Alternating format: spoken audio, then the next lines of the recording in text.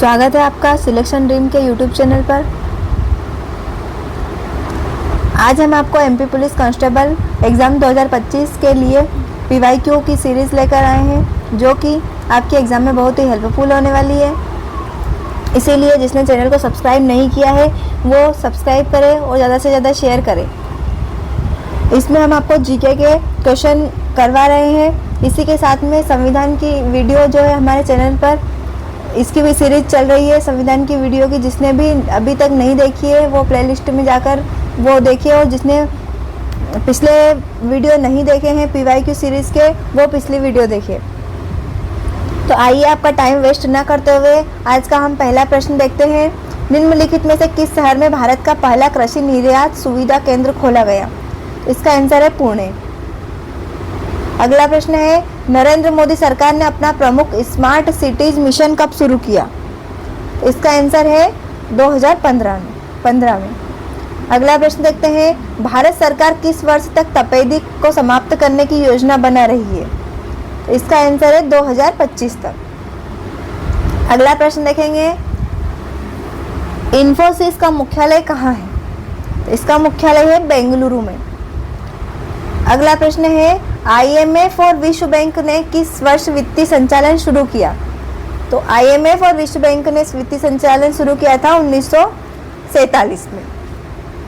अगला प्रश्न देखते हैं, तिब्बत और बांग्लादेश में क्रमशः ब्रह्मपुत्र नदी का नाम क्या है?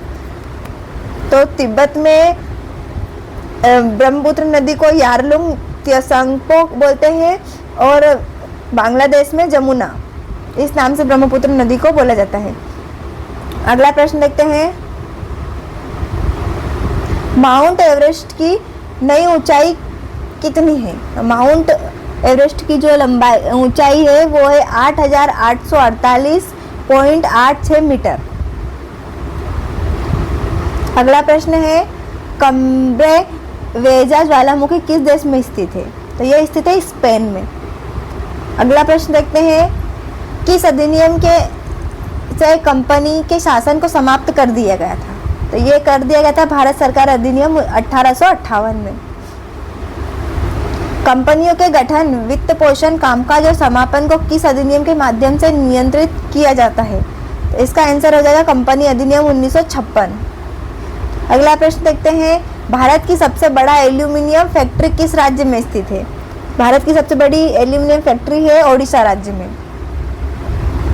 नेक्स्ट क्वेश्चन देखते हैं, पैरालंपिक के एकल संस्करण में 2 पैरालंपिक पदक जीतने वाली पहली भारतीय महिला कौन बनी? तो वो बनी थी अवनी लेखारा। नेक्स्ट क्वेश्चन है, कौन सा लोकगीत बच्चे के जन्म के अवसर पर गाया जाता है? तो इसका आंसर है सोहर। अगला प्रश्न है, एक प्राचीन वैष्णव स्थल जिसमें एक विशाल वराह के साथ विष्णु की एक विशाल छवि और गुप्त शिलालेख का एक स्तंभ है, देश में पाया जा सकता है? तो इसका आंसर हो जाएगा एरन और पहलपुर। अगला प्रश्न है, पातालकोट घाटी देश में स्थित है? तो इसका आंसर हो जाएगा तामिया। अगला प्रश्न है, निम्नलिखित में से किस यात्रा में व्यक्ति को कर्क रेखा को पार करना होता है? तो इसका आंसर हो जाएगा भोपाल से सांची। अगला प्रश्न देखते हैं, जबलपुर उच्च न्यायालय की इमारत की स्थापना निम्नलिखित में से किस वर्ष की गई थी? तो इसका आंसर हो जाएगा 1899।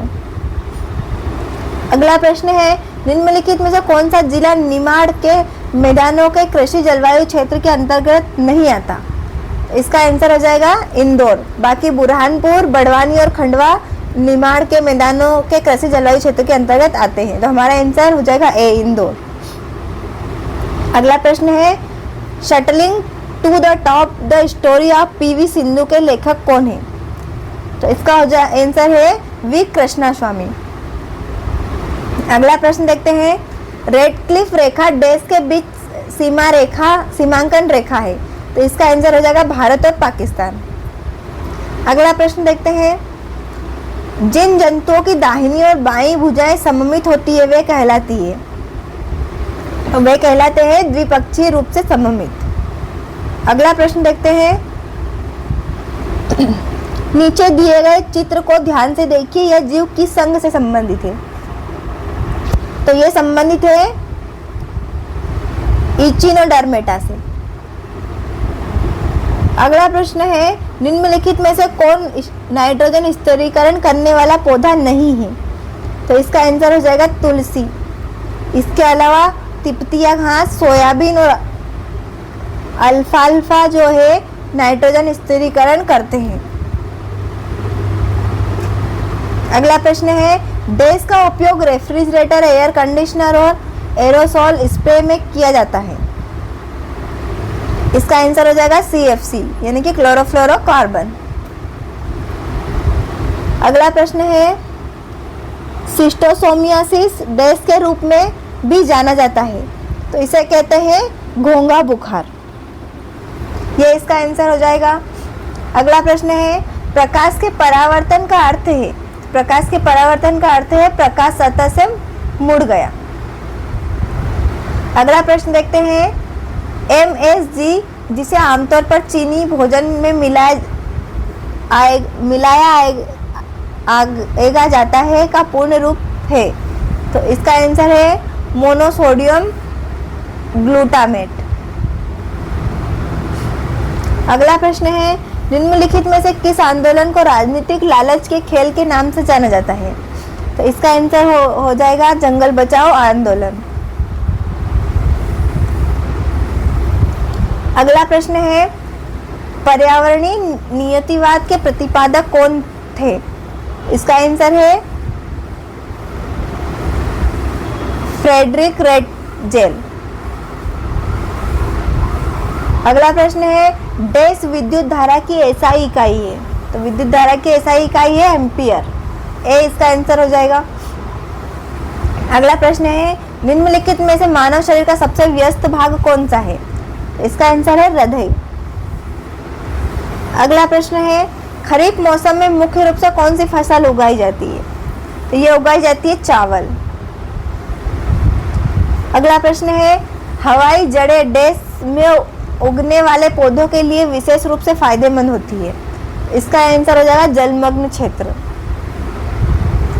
अगला प्रश्न है, ऑक्सीजन का परमाणु क्रमांक क्या है? ऑक्सीजन का परमाणु क्रमांक है 8। बी इसका आंसर हो जाएगा। नेक्स्ट क्वेश्चन है, प्रकाश संश्लेषण मुख्यतः पादप कोशिका के किस भाग में होता है? तो इसका आंसर है क्लोरोप्लास्ट।